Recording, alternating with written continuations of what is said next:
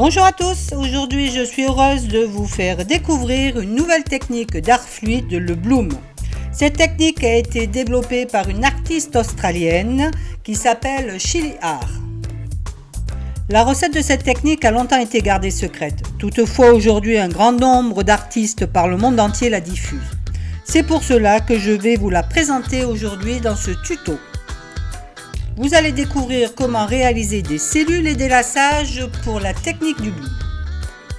Dans la recette originale, un certain nombre de produits ne sont pas disponibles en France, donc il faut s'adapter. Toutes mes couleurs ont été préparées avec les acryliques Studio de chez Bosner. J'aime bien ces flacons de 500 ml car je les trouve extrêmement pratiques à l'utilisation. J'ai pris bien sûr des opaques et des transparentes. Pour le médium, vous utiliserez une base à teindre et du vernis polyuréthane.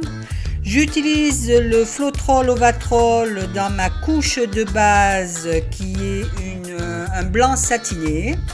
Et bien sûr le fameux Floetrol australien pour l'activateur de cellules.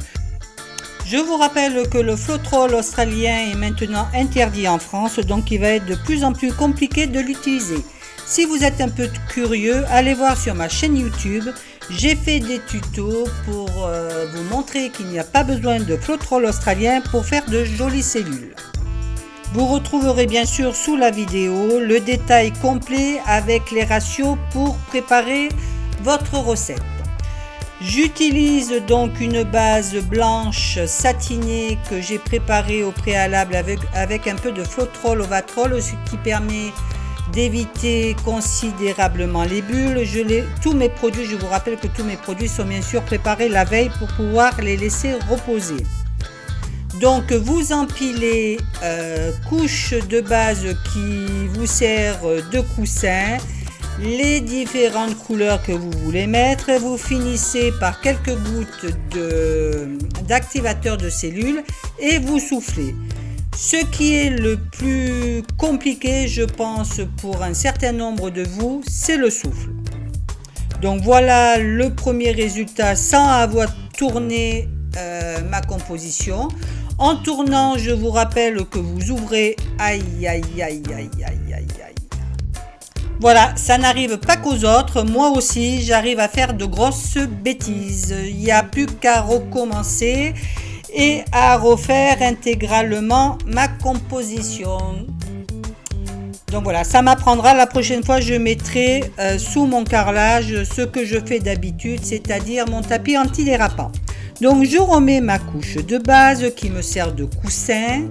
J'empile mes couleurs que j'ai préparées au préalable la veille au soir avec mon médium.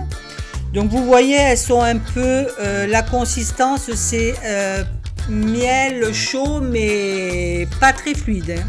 Donc vous finissez avec l'activateur de cellules et vous soufflez. Donc cette fois-ci je vais faire attention de ne pas faire de bêtises et à garder mon carrelage sur mon plateau tournant.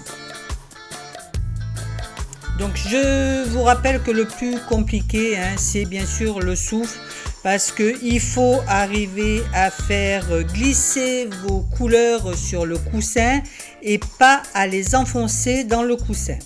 Donc voilà, ça a l'air pas mal. Vous voyez que les cellules commencent à apparaître. Maintenant on va tourner délicatement cette fois-ci. Donc vous voyez les cellules s'ouvrent. Donc c'est pas mal. On voit les différentes couleurs que j'ai superposées. Donc vous venez finir proprement où il y a des manques.